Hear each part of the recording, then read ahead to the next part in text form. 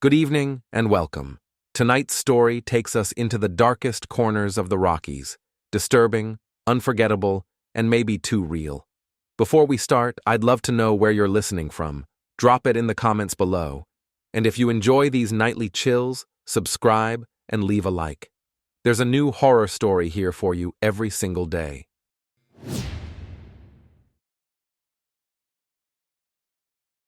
When my uncle passed away, he left me something nobody else in the family wanted.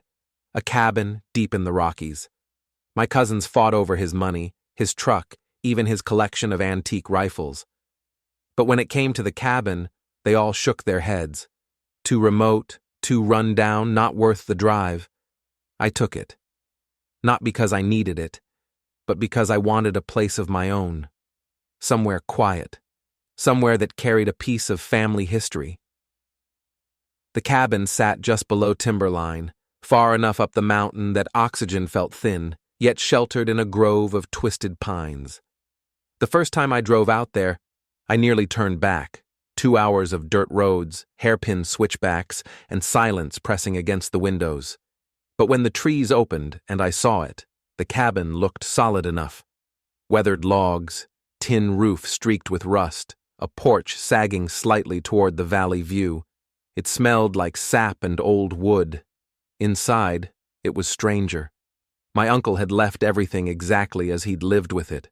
Cans stacked neatly in the pantry, boots by the door, his logbook open on the table, the last entry written in his neat block letters, basement secure, do not disturb. That detail stuck with me. The basement. I hadn't even realized the place had one. I searched until I found the door at the back, beneath a hanging elk rack. It was nailed shut, not locked, not bolted, nailed. A dozen rusted nails driven in at angles, wood splintered from how hard they'd been hammered. I told myself it was for safety. Maybe the stairs were rotted. Maybe he didn't want anyone falling through the floorboards. Still, I couldn't stop staring at it, imagining what he'd felt the need to seal away. The first night, I tried to settle in. I lit the propane lamp, cooked beans on the old stove, and listened to the forest groan in the wind. The isolation was both calming and unnerving. Every creak of the logs sounded amplified. Every gust pressed cold air through the gaps. Around midnight, I heard the first knock. It came from below. 3 slow, heavy thuds, not the skitter of mice, not the settling of wood, knuckles, against the nailed basement door. I froze in bed, ears straining.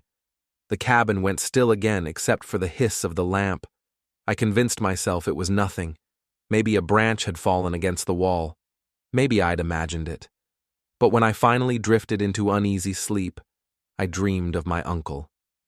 He stood in the cabin doorway, face gaunt, eyes wide. He opened his mouth to speak. But instead of words came the sound of nails being hammered. Metal on wood, fast and desperate. I woke drenched in sweat. The propane lamp had burned out, plunging the room into blackness. My watch said 3:17 a.m., and in the silence, I heard it again. 3 knocks. This time, from directly beneath my bed. And as I pressed my ear to the floorboards, I swear I heard someone whisper my name from inside the basement. I didn't go back to sleep after hearing my name whispered under the floor. I sat in the dark, wrapped in a blanket, lantern sputtering weak light, staring at the nailed basement door. My pulse thudded in my ears, loud enough that every creak of the cabin felt like it was sinking with it. By dawn, I'd convinced myself I had to investigate. The rational part of me, the part raised on backwoods common sense, kept saying, it's rodents, or wind in the joists, nothing more. But rodents don't knock 3 times in a row. Rodents don't whisper. I fetched a hammer from the porch shed, stood in front of the door, and hesitated. My uncle's warning echoed in my head. Basement secure. Do not disturb. I thought about how careful he'd been with everything. He logged weather changes, noted when the propane was low, even marked when he sharpened his knives. If he had nailed that door shut, it wasn't casual. It was deliberate. Still, I had to know. I pried up one of the nails. The sound of it screeching free made my stomach twist. Dust puffed out from the seam. The air smelled stale, thick like damp stone. I almost pulled another nail, but then something shifted behind the door. Not a scurry, not wood creaking, a shuffle, slow, deliberate, like bare feet dragging across concrete. I dropped the hammer. My rational brain grabbed control, forcing me backward until I tripped into a chair. I told myself I wasn't ready, that maybe I'd check later with sunlight on my side. I put the hammer away, set the nails back on the table, and swore I'd leave it sealed. The rest of the day, I tried to act normal. I split firewood. I boiled water. I even hiked a mile down the trail just to breathe fresher air. But the whole time, my eyes kept flicking to the cabin windows, imagining shadows moving inside while I was gone. When night fell again, I double-checked every lock. I pushed a chair against the basement door, childish as it felt. I left the lantern burning brighter than before. Then I lay awake in the bunk, waiting.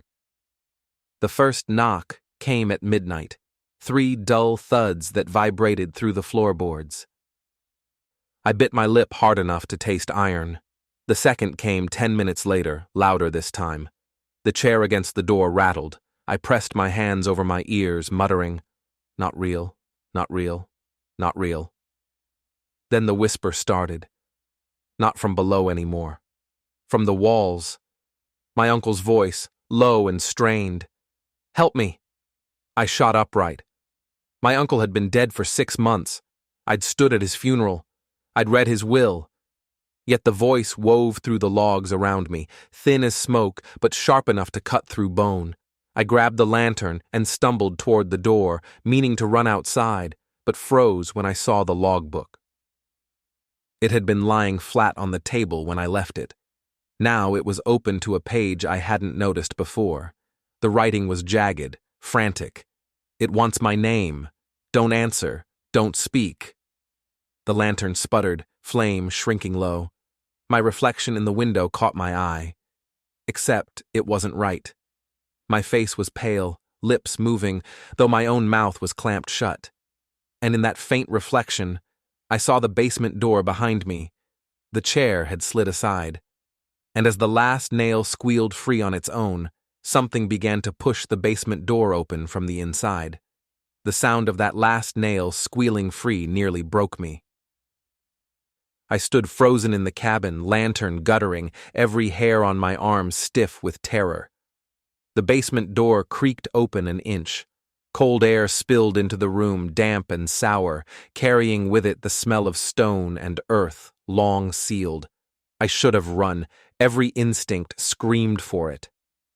But my legs didn't move. My eyes stayed fixed on that dark seam, waiting for whatever had lived behind those boards to step through. "Uncle?" I whispered, before I realized I'd spoken. The silence answered me at first, thick and heavy. Then came the shuffle. Bare feet, dragging one after another, rising up the unseen stairs. My uncle's voice followed, warped and hollow, as though echoing through water. "Don't disturb!" I stumbled backward, gripping the lantern hard enough to burn my hand. Its flame jumped, shadows twisting across the log walls. The basement door inched wider. Something pale pressed against the crack. A hand, or something that only remembered being a hand. Fingers too long, skin waxy, nails torn. The logbook lay open on the table, the frantic warning scrawled across the page. "Don't answer. Don't speak." But I couldn't help myself. My throat scraped dry as the words escaped me. "What do you want?" The reply came instantly, layered, my uncle's voice, my own, and something deeper. "A name." The lantern sputtered again. For a second, the room plunged into total darkness. When the flame fought back, the door was fully open. What climbed out wasn't my uncle. It wasn't anything human. It was shaped like a man, yes, but stretched, Wrong, its shoulders brushing the frame, though it bent nearly double.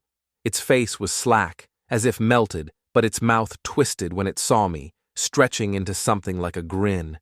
I bolted for the front door, slamming the latch with both hands. Outside, the mountain was nothing but black ridges and stars. I thought if I could just make it to the truck, I'd be free. But when I turned the handle, it wouldn't move. Frozen solid, though the air wasn't cold enough for ice. Behind me, the floorboards groaned. The thing's weight pressed closer, slow, deliberate. I snatched up the flare gun from my pack, spun, and fired. The flare shot red fire into the room, filling it with a scream of light. For a heartbeat, I saw it clearly. Its face wasn't one. It was many. My uncle, my reflection, faces I half recognized from family photographs, all layered, all whispering, mouths opening wider than skin should allow. The flare hit its chest and hissed out, swallowed like water dousing a match. The light died instantly. I don't remember falling, but I hit the floor hard enough to crack my ribs. My vision swam. Through the haze, I saw its hands closing around the logbook, claws dragging across the paper. The words I'd read before began to blur and change, letters twisting until the page now read, "It has his name. Now it wants yours." I tried to crawl, but the floor seemed to stretch, pulling me backward toward the open basement door. My nails tore against the wood. My voice broke into a scream no one would hear. The last thing I saw was the lantern flame guttering out for good. The cabin is quiet now. I know because I'm still here. Not in body, but in that darkness beneath the floor, where names echo forever. The basement is nailed shut again, waiting for the next curious fool. And if you ever inherit this cabin, don't try to open the door, because I'll be the one waiting for you on the other side.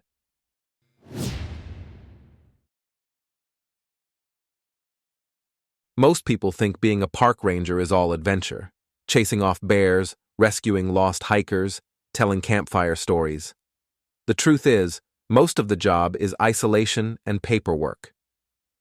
My assignment that summer was a seasonal outpost deep in the Rockies, a single-room cabin on a ridge, its roof patched with tar, its windows rattling in the wind.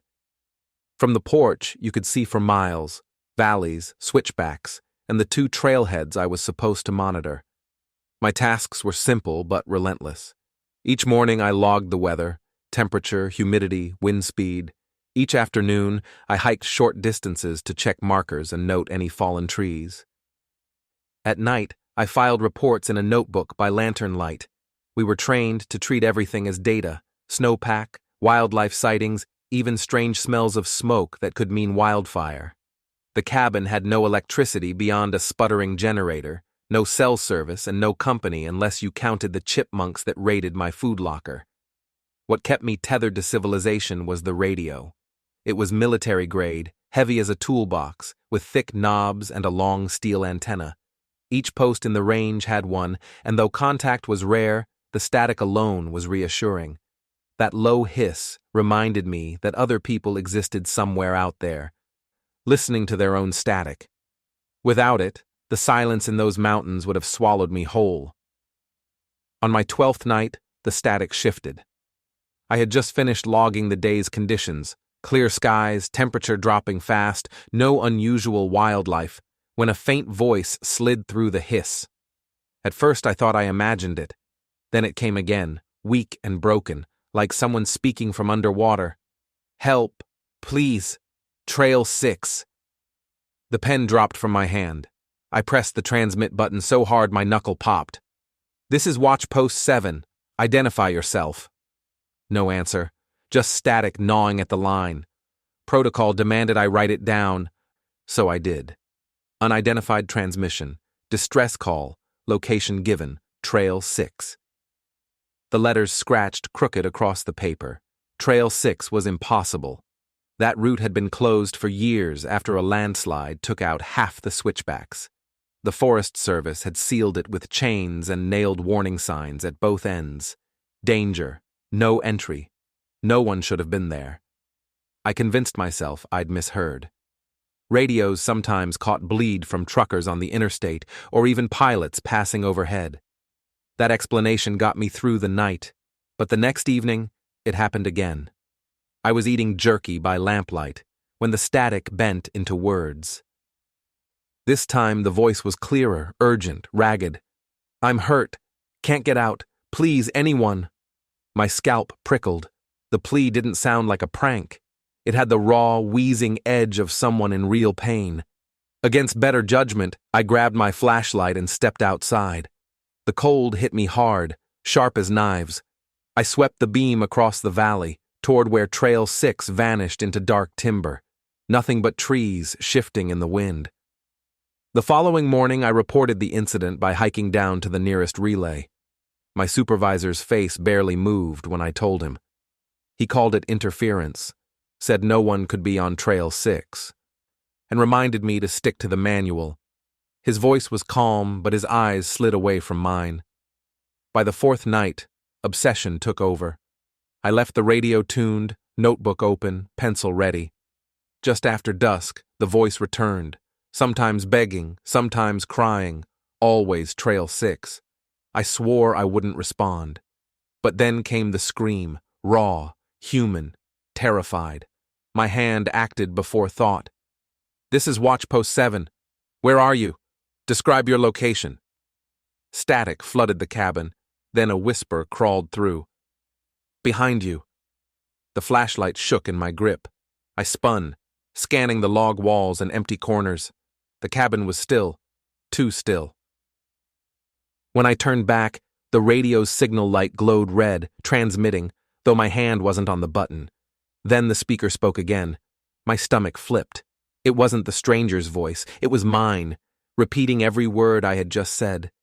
And in that instant, I realized I wasn't the only one broadcasting on this frequency anymore.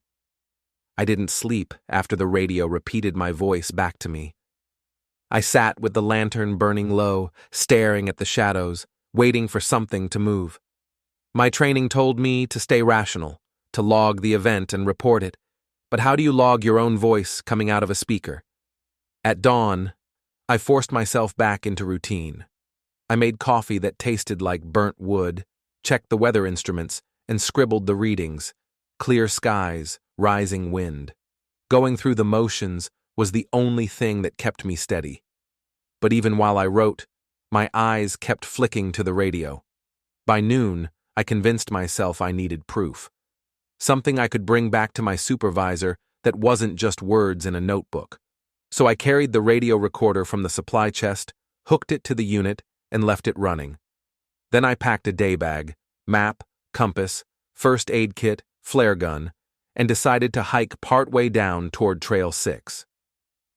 Trail 6 officially no longer existed.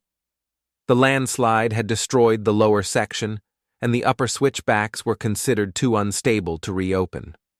But rangers like me were taught its location for search and rescue purposes. And I knew the route. I'd seen it from the ridge every day. The closer I got, the worse the air felt. Heavy, almost metallic, like breathing coins. The forest went silent the deeper I walked. No bird calls, no rustle of squirrels, just the wind slipping between the pines, and even that seemed reluctant. I reached the locked gate by mid-afternoon. The chain was still there, rusted, but intact. The warning sign hung crooked, the letters nearly faded. Danger, unstable terrain. I shined my flashlight through the bars. Beyond, the trail disappeared into a tunnel of trees, darker than it should have been for daylight. That's when the radio on my belt hissed alive. "Anyone? I'm still here. Please, I can't." I nearly dropped it. The voice was so close, so loud, it felt like it had spoken directly into my ear. My thumb hovered over the transmit button, but I stopped myself. My supervisor's words echoed in my head. "Stick to the manual. Interference only. Don't engage." So I stood there, gripping the cold metal gate, heart hammering, listening to the voice fade back into static. I returned to the cabin before nightfall, legs aching, nerves shot. The recorder was still running, the reels spinning quietly. I replayed the tape twice before I realized something was wrong. The voice was there, clear as day. Help, Trail 6, followed by sobbing. But when I reached the part where it had screamed the night before, the recording changed. Instead of a stranger's voice, the scream was mine. I dropped the reel. The tape flapped loose like a tongue. I sat on the floor, shaking, trying to swallow air. That night, the transmission didn't wait for dusk. The radio flared up before I'd even lit the lantern. "You shouldn't have come down here." I froze. My thumb twitched toward the transmit button, but I pulled back. This wasn't a rescue call anymore. This was directed at me. The voice dissolved into static, then returned in a whisper. "You'll never log out again." My notebook was open on the table, pen waiting, but my hand wouldn't move. For the first time, I didn't want to make a record. Writing it down felt like an invitation. When the lantern flickered low, I realized the static wasn't coming from the radio anymore. It was coming from inside the cabin. And as I leaned toward the shadows, I heard the hiss of my own voice breathing back at me from the dark. By the third week, I was barely functioning. My logs became short, frantic scribbles. My weather notes stopped entirely. I lived in a haze of coffee, static, and dread. Every night, without fail, the voice returned, sometimes crying, sometimes begging. Other times it used my voice, repeating my words with tiny distortions, like a bad recording. I tried destroying the radio once. I pulled the power cable, ripped out the fuses, even yanked the antenna off the roof. The unit still hissed. No generator, no power, just that constant, crawling static. On the 22nd night, I made a decision. I couldn't wait for backup, couldn't keep logging madness into a notebook no one would read. I had to find the source. I packed light, flashlight, flare gun, compass, water. The radio I left behind, its red light pulsing in the dark like a beating heart. I hiked down toward Trail 6 with the moon as my lantern. The gate was waiting, chain rusted, sign crooked. But the lock was broken. Not cut, broken, as if bent by something stronger than hands. The chain dangled loose. I stepped through. The trail felt wrong immediately. I've walked collapsed routes before, landslides, avalanche zones, but this was different. The ground underfoot shifted like loose fabric, swallowing sound. My flashlight beam stretched farther than it should, illuminating trees too far away to be real. The deeper I went, the more the forest folded in, like a mouth closing. Then I saw the figure, a ranger's uniform, torn and filthy, leaning against a fallen tree. His chest rose and fell in shallow gasps. My instincts kicked in. I crouched beside him, checking for injuries. His skin was pale, lips cracked, eyes half closed. "You're okay," I whispered. "I've got you." His eyes opened, glassy, dark. His lips trembled. "Took my name." "What?" I leaned closer. "Not me anymore." Then his hand shot up and gripped my wrist with impossible strength. Cold surged through me. The breath rattled out of his throat, but his lips kept moving, and the words spilling from them were my words. "This is Watch Post 7. Where are you? Describe your location." My stomach lurched. I staggered back, ripping free, but the voice didn't stop. He kept repeating everything I'd said into the radio for weeks, his face slack, his eyes unblinking. That's when I noticed the badge on his chest. Tarnished, scratched, but still legible. Watch Post 7. My knees buckled. That wasn't a stranger. That wasn't a hiker. That was me, or someone who had been me before. The forest tilted. I dropped my flashlight, and the beam rolled across the trail, catching more shapes. Uniforms slumped against trees, half buried in dirt, faces pale as paper. Every one of them had a badge marked with numbers I recognized. Every one of them whispered into the dark, repeating words that weren't theirs anymore. I ran. I don't remember how I got out. only that the next time I looked up, I was back at the cabin, lungs on fire, sweat freezing on my skin. The radio was waiting. Its red light glowed steady. I tried to ignore it, but the speaker hissed, then spoke in my voice again. "This is Watch Post 7. Identify yourself." My notebook lay open on the desk, blank pages fluttering. My hand shook as I picked up the pen. I forced myself to write one last line. "If you're reading this, I think I already answered." The radio crackled once more, then quieted as if satisfied. I haven't left the cabin since. Supplies are running low, the generator's nearly out of fuel, but the static hasn't stopped. And sometimes, in the long hours before dawn, I hear footsteps circling outside. Not human ones. Because the man I found on Trail 6, the one wearing my badge, wasn't the first Watch Post 7. And I won't be the last.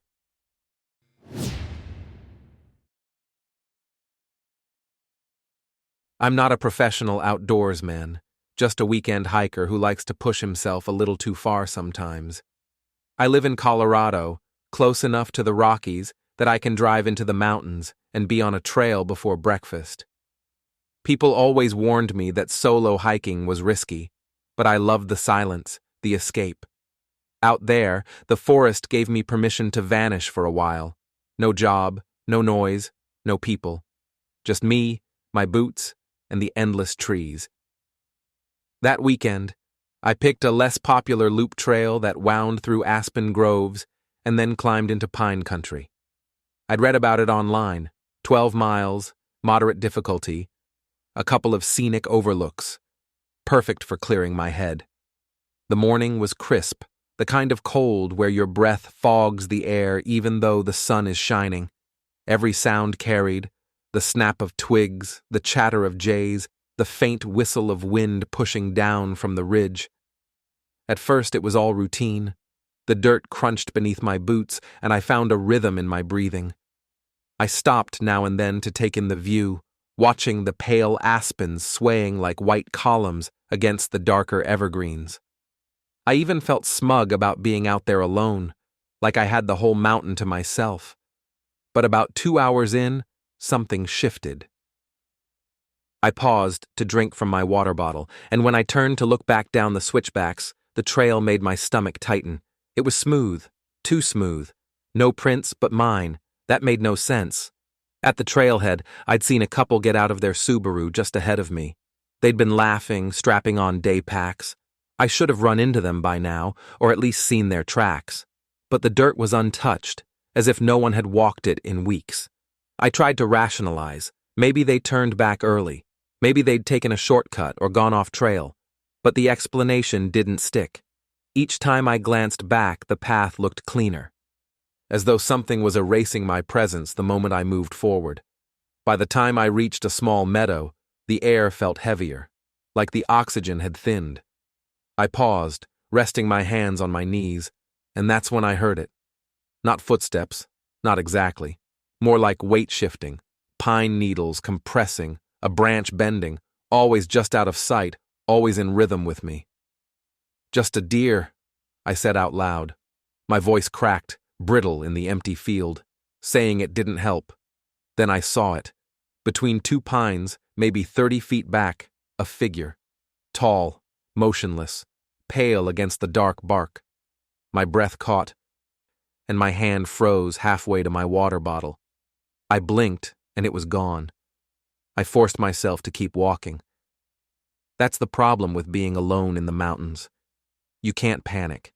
If you run, you make mistakes, and mistakes out there can kill you.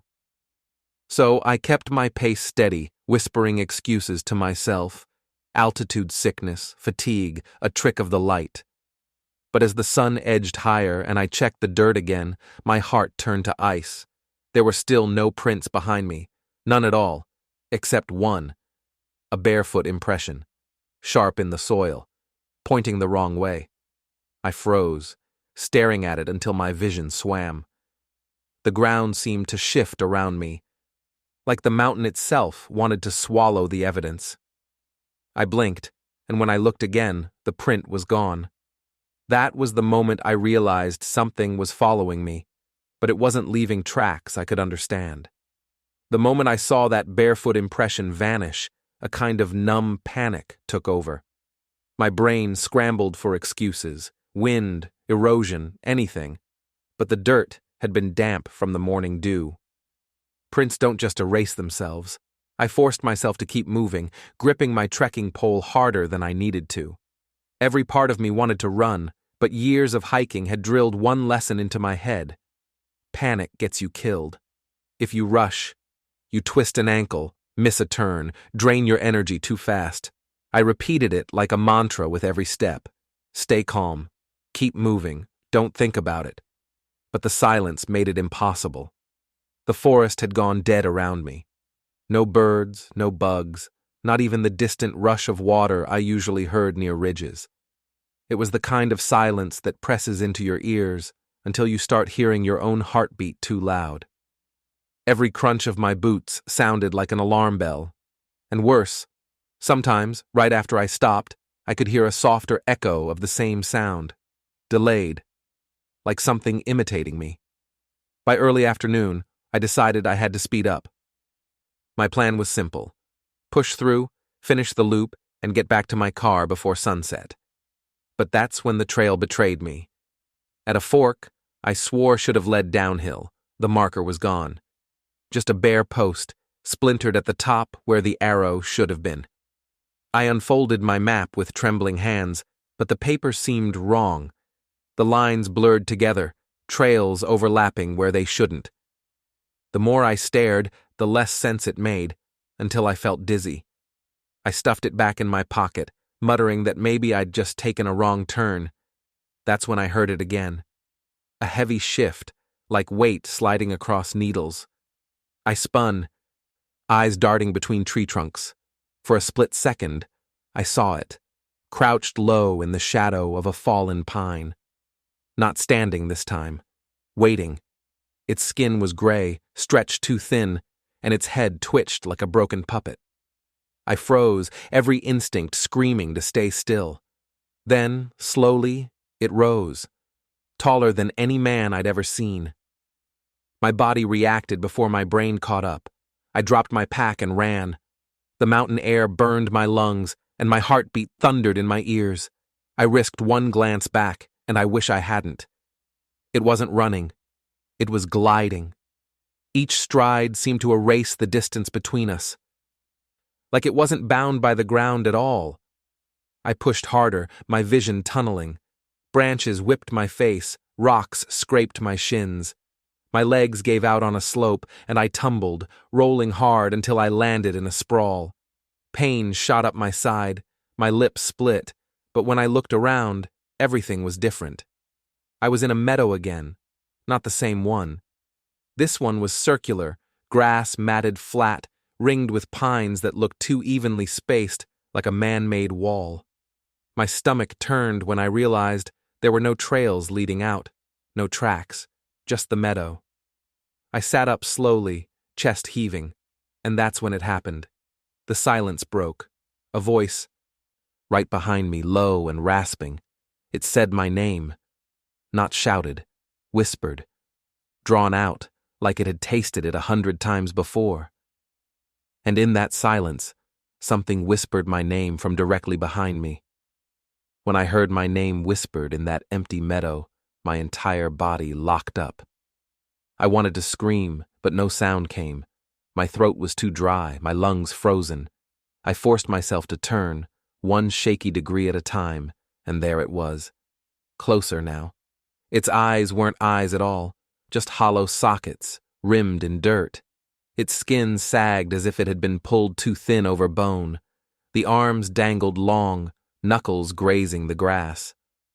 "Why me?" I croaked, though I wasn't sure if I was asking it, the mountain or myself. It tilted its head in a jerky twitch, like it had never considered the question. Then it stepped sideways. No, not stepped. Slid. Each movement erased the ground beneath it, leaving the grass smooth, as if no weight had ever touched it. I lurched to my feet, adrenaline pumping. I tried one direction. Trees blocked me. I ran another way. Still trees, though I swore a moment ago there had been a gap. Every path bent back toward the same spot, the same fallen log, the same impression of my own footprints circling me like a trap. Except they weren't mine anymore. They were wider, heavier, barefoot. I tried to steady myself, remembering the rule every hiker lives by. Follow the trail, trust the markers. But there was no trail. No markers. Just me, and the circle tightening. The thing circled too. Each time I blinked, it shifted, 10 feet closer, then 5, then 3. My vision blurred with tears I didn't remember crying. The smell hit next, damp rot, like soil left to fester under stagnant water. "Please," I whispered. My knees nearly buckled. It bent low, its mouth opening too wide, unhinged like a snake. Inside wasn't a throat, but blackness that seemed to pull the light in. Then, in a voice that wasn't a voice, I heard myself, not my words, my exact tone. "Just a deer, keep walking," I snapped. I bolted into the trees, branches clawing my arms, thorns shredding my palms. I didn't care if I was running in circles anymore, I just couldn't let it touch me. The forest blurred, my breath ragged, my body screaming to collapse. Then everything stopped. I was standing at the trailhead. My car sat in the dirt lot, quiet, waiting. My backpack leaned against the bumper as if I'd placed it there myself. My watch said it was night. Somehow I had lost hours. I staggered forward, touching the metal of the car like it might vanish. No blood, no injuries, except the cut on my lip. I flipped open my map, desperate to prove to myself it was real. But the paper was blank, every line erased. I don't remember driving home. I don't remember sleeping. All I remember is waking the next morning with mud under my nails and the taste of dirt in my mouth. I haven't gone hiking since. Friends ask why, and I laugh it off. Too busy, I tell them, maybe next season. But sometimes I walk along dirt trails near town, just to test myself. That's when I notice the strangest thing. My footprints vanish if I look at them too long, like the earth is swallowing them. And once, just once, I saw another print beside mine, barefoot, pointing the wrong way. It's still out there. I know it's waiting for me to go back into the mountains.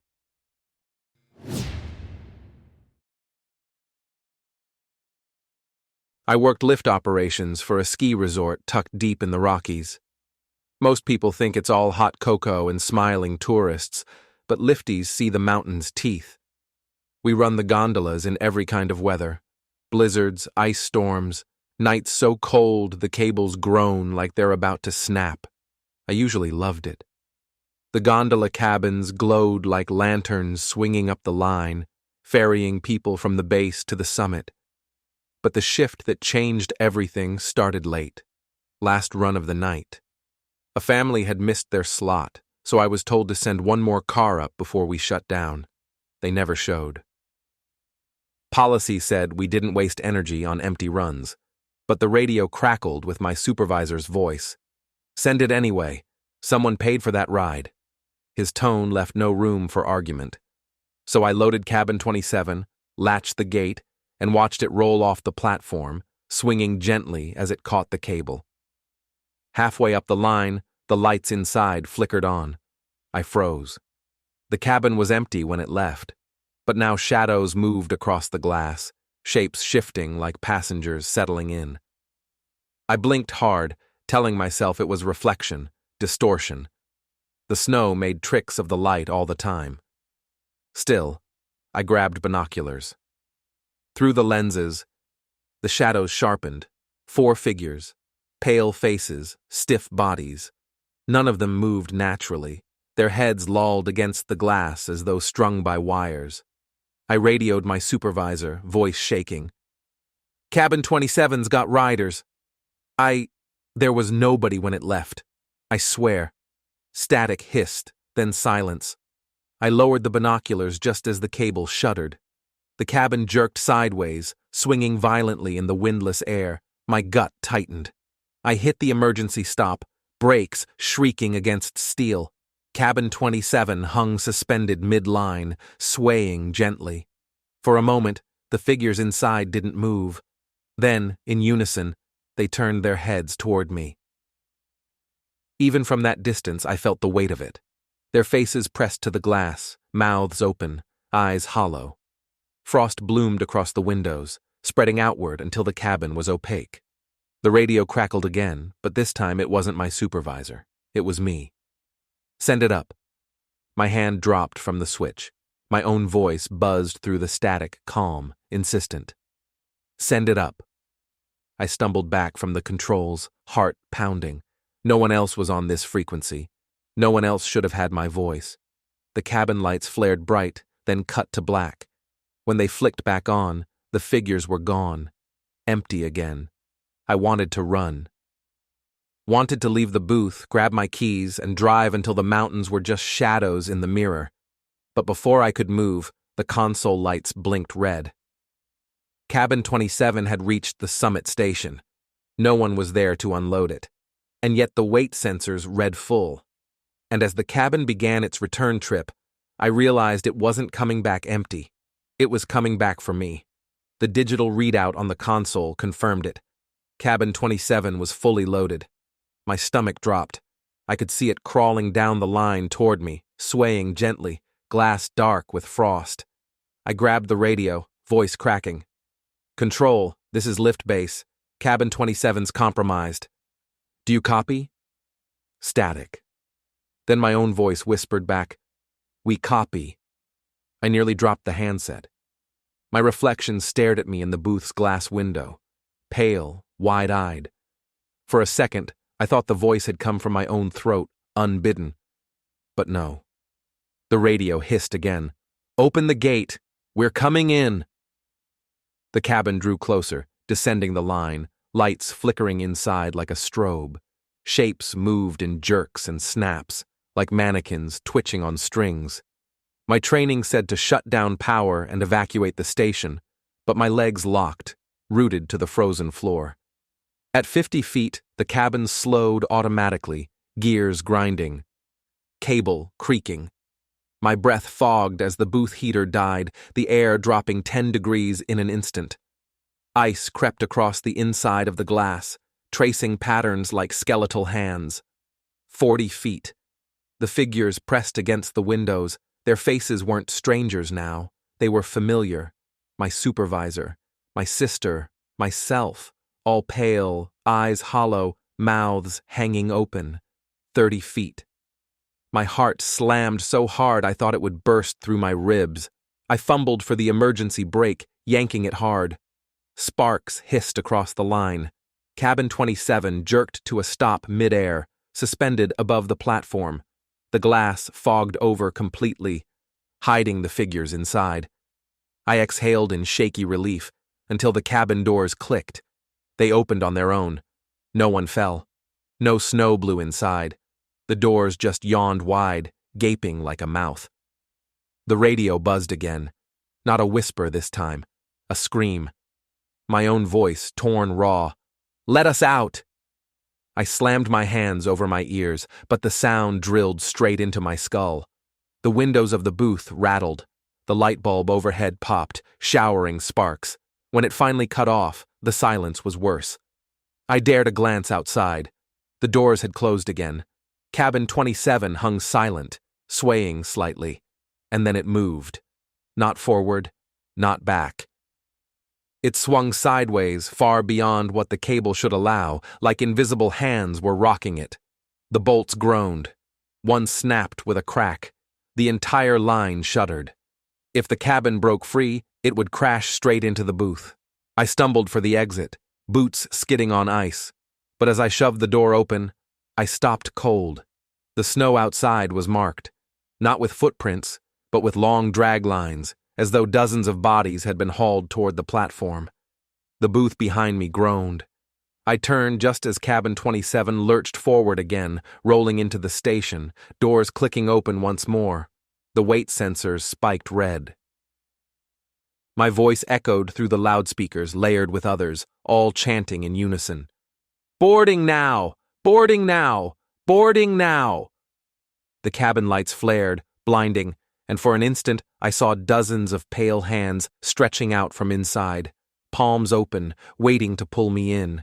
And as I stumbled back into the snow, the gondola cable began to spool in reverse, dragging me toward cabin 27, no matter how hard I fought to stand still. The snow under my boots shifted, dragging me toward the platform. My heart slammed against my ribs, breath coming in clouds as the cable spooled in reverse. The cabin doors gaped wide, glowing faint with a sickly yellow light. I threw myself sideways, clawing at the frozen ground, but the pull was relentless. My palms scraped raw against ice. The more I fought, the stronger it dragged. My ears rang with the chant spilling from the loudspeakers, my voice layered with dozens of others, echoing across the mountain. Boarding now, boarding now, boarding now. At the last second, I lunged for the ladder bolted to the side of the tower.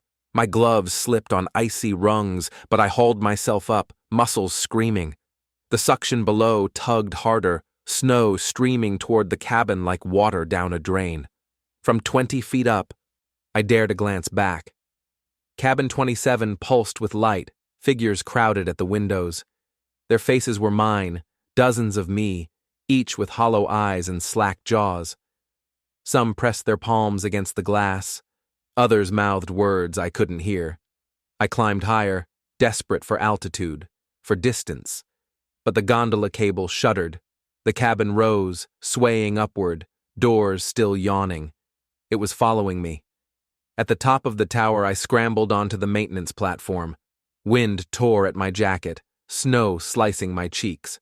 Below, the cabin hovered just beneath the platform, impossibly free from the cable, swaying like a predator waiting for its chance. The radio on my belt crackled. I ripped it free, ready to smash it, but froze when I heard the voice. Not mine this time. My supervisor's. Calm. Clear. You already boarded. No, I rasped, shaking my head. No, I didn't. The voice chuckled. Look inside. I leaned over the platform rail. Through the gondola's glass, I saw a man slumped on the bench inside. Snow crusted his shoulders, eyes glassy with terror. My chest locked. It was me, not a reflection, not a trick. I was sitting inside cabin 27, staring up at myself. My lips moved, matching the chant still echoing through the mountain. Boarding now. I stumbled back, nearly slipping off the platform. My head swam, vision splitting. Which one of us was real? Which one had stepped onto the gondola without knowing? The cabin rose level with the platform. Its doors opened wider, metal groaning. My double inside leaned forward, raising a hand toward me. My own hand mirrored it without command, trembling in perfect sync. Stop, I whispered, but both voices overlapped. Stop. The radio crackled one last time, my voice again. End of the line. The wind roared, the platform shook, and then I was falling, not sure whether I had leapt, slipped, or been pulled. The world blurred white and black. When I opened my eyes, I was inside cabin 27, seated on the bench, glass frosting around me. The cable carried us upward into endless dark, and as the lights of the base station vanished below, I realized the truth. Cabin 27 had never been empty. I'd boarded it the moment I sent it up. The one who thought he resisted was only watching himself ride away forever.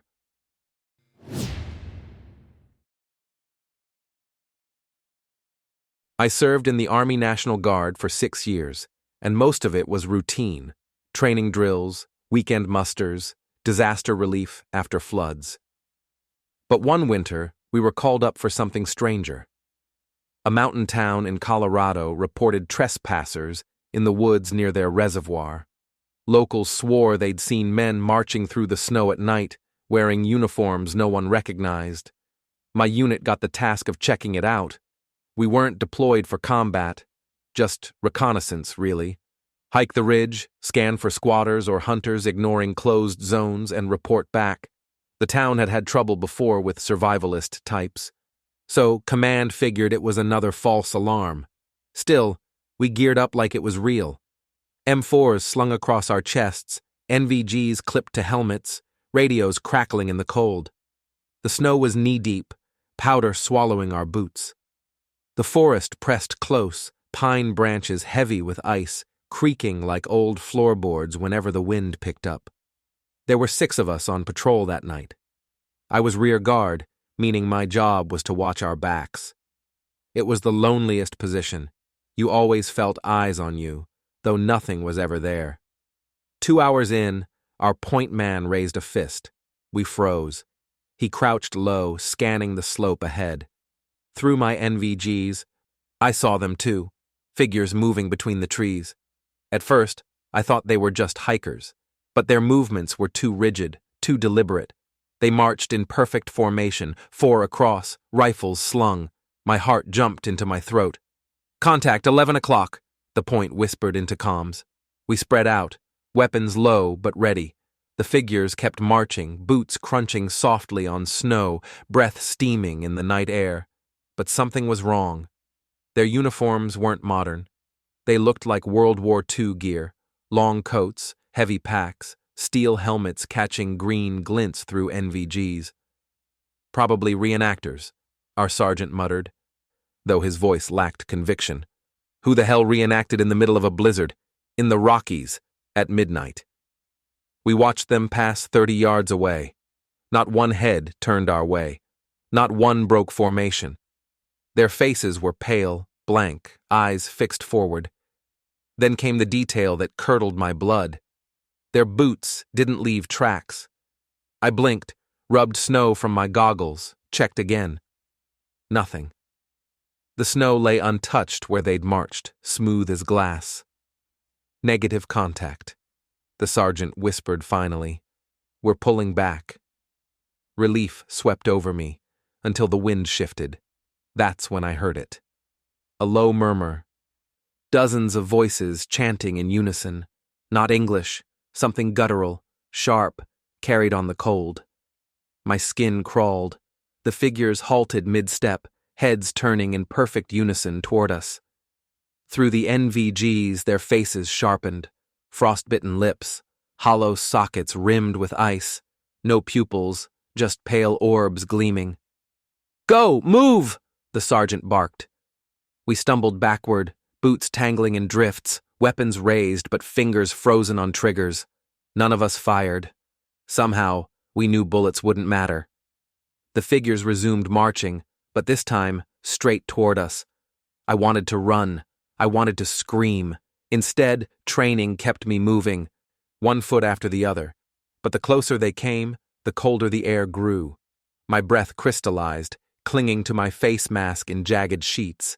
Then, one of them lifted an arm, stiff as a statue, and pointed straight at me. And as his mouth opened in a silent scream, I felt the air around me drop so fast my rifle frosted over in my hands. The soldier's finger pointed at me like a rifle barrel. My breath caught in my throat, ice clinging to the inside of my mask. Around me, the rest of the squad froze too, weapons up but useless, eyes wide behind their NVGs. "Back! Fall back!" our sergeant barked, his voice sharp with a fear I'd never heard before. We moved. Boots hammered the snow, rifles clutched tight. But no matter how fast we ran, the figures closed the distance without breaking stride. Their march wasn't fast, not exactly, but the ground between us seemed to shrink anyway, like the mountain itself bent to their pace. I risked a glance over my shoulder. That's when I saw the frost. Every tree they passed froze solid, branches snapping under the weight of sudden ice. The snow beneath them steamed, then glazed over into glassy sheets. The air behind them glowed faintly, a pale blue shimmer that bled into the night sky. "Contact's not human!" I shouted, voice breaking into comms. The sergeant didn't argue. "Break right! Toward the ridge!" We scrambled through drifts waist-deep, NVGs bouncing, rifles clattering against chest rigs. My thighs screamed with every step. The cold sliced deeper, unnatural, until it felt like the marrow in my bones had turned to ice. Then Jenkins, the guy in front of me, slipped. His boots skidded across a patch of glassed-over snow. and he went down hard, rifle clattering away. I reached for him, but the formation was already on him. 4 soldiers broke rank in unison, their boots gliding instead of stomping. They descended on Jenkins like wolves. His scream tore through the comms, raw and human. One grabbed his throat, another pressed a frostbitten hand to his chest. Steam poured from his mouth as his scream died into silence. I fired. The muzzle flash lit the trees like lightning. Rounds tore through their bodies, kicking up bursts of snow. But there was no blood, no recoil. They staggered, holes glowing faint blue, then closed again as if the bullets had never been. The sergeant yanked my vest, dragging me backward. "Move, damn it!" We ran, abandoning Jenkins. My gut twisted, but there was no saving him. His voice still rasped in my comms, though soft, broken, repeating the same 2 words. So cold. We crested the ridge, lungs on fire. Below us stretched the valley, silver in moonlight. A radio tower blinked red in the distance. Civilization, salvation.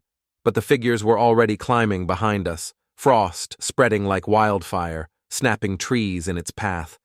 The sergeant dropped to a knee, fumbling with the flare gun on his belt. "We need light. Maybe heat will—" He never finished. One of the soldiers raised its rifle, a rusted WUT-era Mauser, and fired. The crack echoed sharp and clean. The sergeant's helmet snapped back. He crumpled without a sound. I froze. They could shoot. They weren't just phantoms. "Fall back!" someone screamed. Maybe me. We stumbled down the ridge, sliding, tumbling, clawing at snow to slow the fall. Behind us, rifles cracked in eerie rhythm, bullets hissing past, freezing the air where they flew. One struck a pine beside me. The tree iced over in seconds, splitting apart with a sound like glass shattering. I lost count of how many times I fell. My legs burned, lungs screaming for air. The squad had scattered, shadows darting between trees. I didn't know who was alive anymore. When I finally collapsed behind a boulder, chest heaving, I risked a glance back. The soldiers had stopped. They stood at the top of the ridge, blue fire spilling from their mouths like breath, rifles slung at their sides, all but one. The one pointing at me still had his arm raised, finger stiff, mouth hanging open. Frost drifted from his lips, curling into words. And as the wind carried his whisper, I realized he wasn't just calling me. He was ordering the others to follow. The frozen soldier's whisper crawled through the trees, curling into my comms even though my radio was off. "Follow him!" Branches cracked above me. Snow sifted down. I bolted from behind the boulder, lungs burning, boots hammering ice. My rifle felt useless in my hands, more dead weight than weapon. Training told me to regroup, find the squad, set a perimeter, but there was no squad anymore. Just me. The valley stretched ahead, open and exposed. My only hope was the blinking red of the radio tower in the distance. If I could reach it, maybe I could call for evac. Maybe. I staggered downhill, slipping through drifts, every muscle screaming. Behind me, boots crunched in perfect rhythm. Not running, marching. The sound of an army that didn't need to hurry. The cold grew sharper, unnatural. My eyelids froze at the edges, lashes sticking together. The sling of my rifle iced solid, cutting into my shoulder. Each breath scraped my lungs raw. I risked a glance back. The soldiers had spread across the ridge, a dark line against the snow, rifles glinting faint blue. Their eyes glowed like frostbitten stars. Every tree between us turned brittle and shattered under their presence. "Control, this is Delta 3. I rasped into my mic, though I knew it was futile. "We need extraction. Repeat, need extraction." Static filled my headset, then a reply, layered, metallic, in dozens of voices at once. "Extraction confirmed. We're coming for you." My knees buckled. That wasn't command, that was them. The tower grew closer, its steel skeleton rising above the tree line. A thin ladder climbed its side, blinking light at the top. I dropped my rifle, clawed onto the rungs, and hauled myself upward. Every step rattled my teeth, my gloves slipping on frozen metal. Below, the soldiers gathered at the base, silent, staring. Halfway up, the wind screamed, tearing snow across my vision. My limbs stiffened. My chest ached like it was filling with ice water. I forced myself higher, rung by rung, until I reached the platform. The beacon light pulsed red above me. I grabbed the radio box, fingers numb, twisting dials, slamming the transmit switch. "This is Delta 3. Outpost Patrol, requesting immediate support. Do you copy?" For a moment, static. Then a voice. My sergeant's voice. "Copy. Hold position. We'll bring you home." Relief surged, until I remembered the way his helmet had snapped back, the blood spraying into snow. He was dead. The voice came again, colder now. "Hold position. We're already here." Boots struck the rungs below, climbing in unison. I leaned over the edge and saw them scaling the tower, dozens of frostbitten hands clutching steel. Their eyes glowed brighter, casting blue fire across the snow. I screamed into the radio, but it was drowned by another sound. Rifles cracking, bullets freezing the air. The tower shuddered with every impact. Bolts popped, steel groaned. The structure tilted. I clung to the railing as the tower collapsed, steel shrieking, snow exploding upward. I hit the ground hard, breath blasted from my chest. Through the haze I saw Boots surrounding me, dozens, maybe hundreds. A soldier knelt, frost dripping from his chin, eyes burning into mine. His hand pressed to my chest. Ice spread instantly, locking my ribs, halting my breath. My last thought before the cold swallowed me whole was that the mountain didn't want intruders. It wanted recruits, and when my vision went dark, I saw myself standing among them, marching, silent, frozen, another soldier in the endless ranks.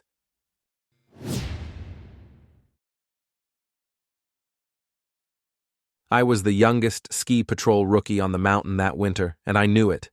My job was mostly grunt work, checking avalanche beacons, shoveling snowdrifts off the access roads, hauling stretchers when tourists twisted their knees. I didn't mind. I'd grown up in Colorado, so working the Rockies felt like I was paying rent to the mountains that raised me. Our patrol cabin sat at the edge of the resort boundary, a squat wooden box with radios crackling day and night. We trained constantly for avalanches, running drills, practicing beacon searches, learning to read the snowpack like scripture. Every slope was a risk if conditions shifted wrong, and it was our job to keep people alive. That's why I didn't question it the first time I heard the siren. It came just after dusk. I was sweeping out the cabin when a long, low wail rolled across the ridge. At first I thought it was wind through the pines, but the sound was too steady, too mechanical, like an air raid siren buried under snow. I froze, broom in hand. We didn't have sirens on this mountain. Radios, yes. Beacons, yes. But no sirens. I called it in anyway. "Control, this is Outpost 2. Do you copy? I think I heard a siren on the north slope." Static hissed back. Then nothing. I stepped outside, breath fogging in the cold. The sky was bruised purple, stars just beginning to flicker. Snow crunched under my boots as I turned in circles, trying to locate the source. The wail rose again, closer this time, vibrating through my chest. It sounded like it was coming from the tree line below the ridge. I thought about hiking down to check, but training kept me in place. Rule 1: never chase strange sounds alone. I forced myself back inside, double-checking the radio, still dead. That night, I hardly slept. Every time I drifted off, the siren rose in my dreams, pulling me deeper, until snow collapsed over me in a white roar. I woke gasping, sweat freezing against my skin. The next morning, I asked the veterans if they'd heard anything. They laughed. "You've been out here too long without company," one said. "The wind will mess with your head." I let it drop, but unease gnawed at me. That evening, just as the sun dipped, the siren came again. Longer this time, louder. My chest rattled with the vibration. I grabbed binoculars and scanned the slope. Nothing but trees and drifts glowing blue in the twilight. Then, movement. A skier weaving down the closed run, no headlamp, no visible gear. "Hey!" I shouted, even though they couldn't hear me. Unauthorized skiing was deadly. I lunged for my pack, clipped on snowshoes, and trudged toward the ridge. By the time I reached the overlook, the skier was gone. The slope lay untouched, smooth as untouched frosting, no tracks. The siren cut off mid-wail, leaving a silence so heavy I felt it press against my ears. I turned to head back, uneasy. That's when I noticed something in the snow at my feet. A beacon, half buried, its red light blinking steadily. The same kind we strapped to our chests during avalanche rescues. I dug it out, hands numb, heart hammering. It was still warm, and engraved on the back was a name, my name. And as the beacon's light pulsed faster, I realized it wasn't calling for help, it was calling for me. I carried the beacon back to the patrol cabin, my gloves slick with melted snow. The red light pulsed steady, hypnotic. On rescues, that light meant someone was alive under the snow, counting on you to dig fast enough. Seeing it blink with my name engraved on the back made my stomach churn. Inside, I set it on the table and called control again. Outpost 2 reporting. I've recovered a beacon on the north slope, engraved "Cam" with my name. Please advise. Static, then a burst of garbled voices, like multiple transmissions overlapping. I caught a word here and there, buried, 30 meters, too late, before it dissolved back into noise. The veterans laughed when I brought it up over coffee the next morning. "Wrong channel," one said. Another clapped my shoulder. "You rookies spook easy, probably just some lost gear someone scratched up as a joke." But none of them would touch the beacon. By dusk, I decided to test it myself. I switched the unit into search mode and strapped it on. Normally, the receiver would pick up other beacons nearby, pointing you toward survivors. The screen stayed blank for a moment, then flared with multiple signals. Dozens, maybe hundreds. The cabin filled with beeps, overlapping so fast they blurred into one continuous wail. My breath fogged the display. No one should have been out there. All runs were closed. Yet the signals pulsed as though the mountain was buried with bodies. I tore the unit off, heart hammering, and the sound cut instantly. That night the siren returned. Louder, close enough that the windows rattled. I grabbed binoculars and scanned the slope again. This time, there were people. Skiers trudging uphill against gravity. Dozens of them, single file, weaving through trees. Their movements were jerky, uneven, like marionettes pulled on invisible strings. None of them carried lights. Their goggles flashed in the moonlight, empty as glass eyes. I called out into the radio, desperate. "Control, are you seeing this? Multiple skiers on closed terrain." The reply was my own voice. "Confirmed. They're coming in." I dropped the radio like it had burned me. The skiers vanished. The slope was empty again. I couldn't take it anymore. I strapped on my snowshoes and hiked down to where I'd found the beacon. My breath came in sharp bursts, sweat freezing against my collar. The siren wailed so loud now that I could feel it in my teeth. When I reached the spot, the snow was churned. Dozens of tracks led in and out, though the surface had been smooth the day before. My chest tightened. I dug with my shovel, frantic, until metal clanged against metal. Another beacon, then another, then a dozen more, each one blinking faint red.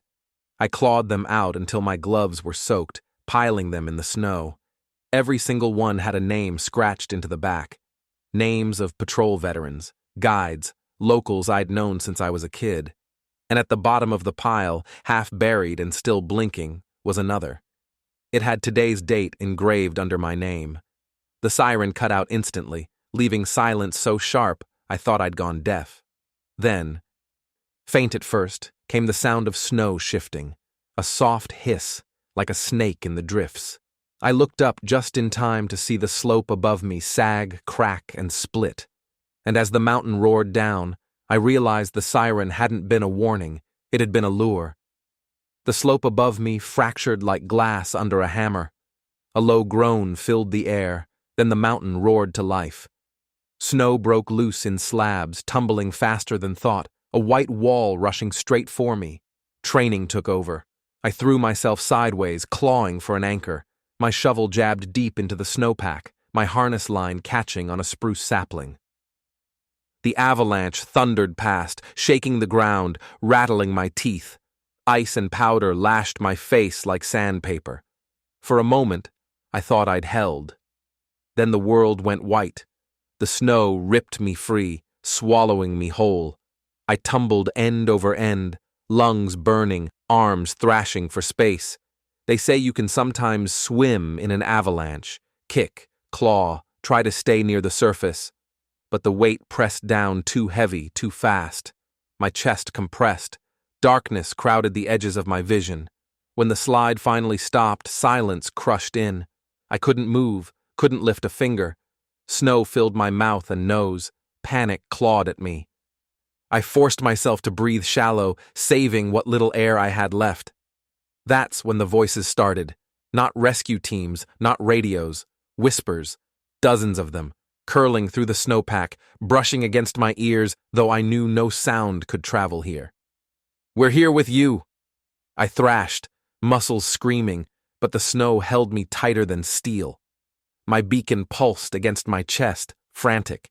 I prayed someone topside would see the signal. But then I remembered the pile I'd uncovered.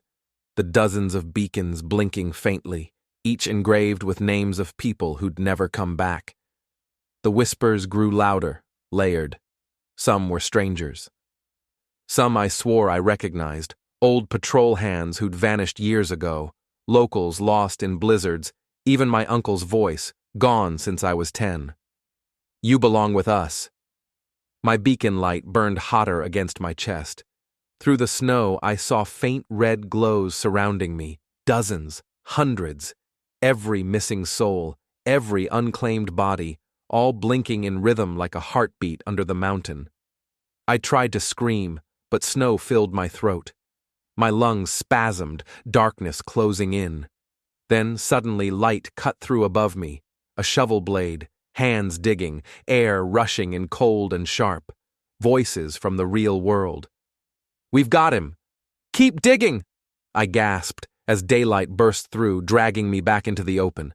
My chest heaved, hands hauled me upright, rescue crew faces hovered, blurred by tears and snow glare.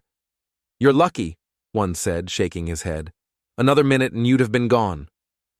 I nodded, coughing ice, but didn't answer, because over their shoulders the slope still glowed faintly.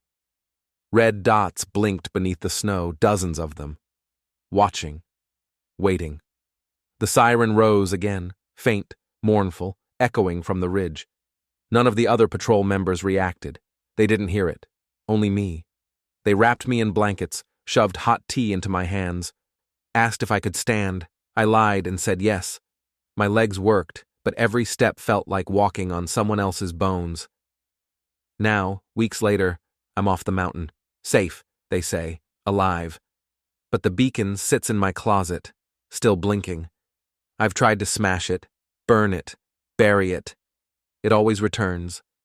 And at night, when I close my eyes, the siren starts again, dragging me back under, because I know the avalanche didn't spit me out to save me. It let me go so I could spread the call, and one day, I'll answer it for good.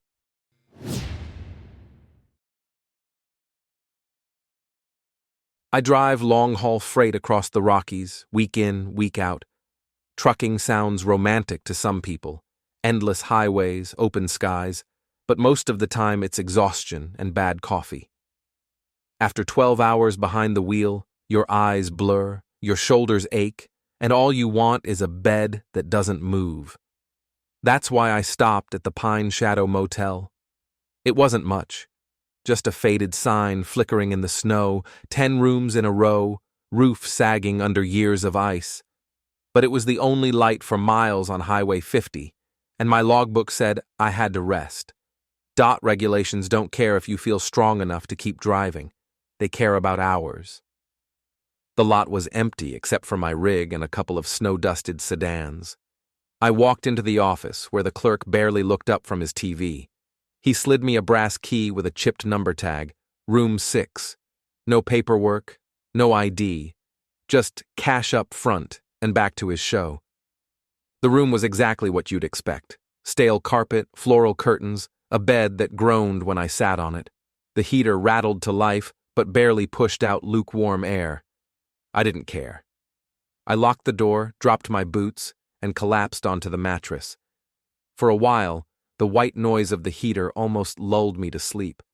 But then the phone rang. The sound startled me upright.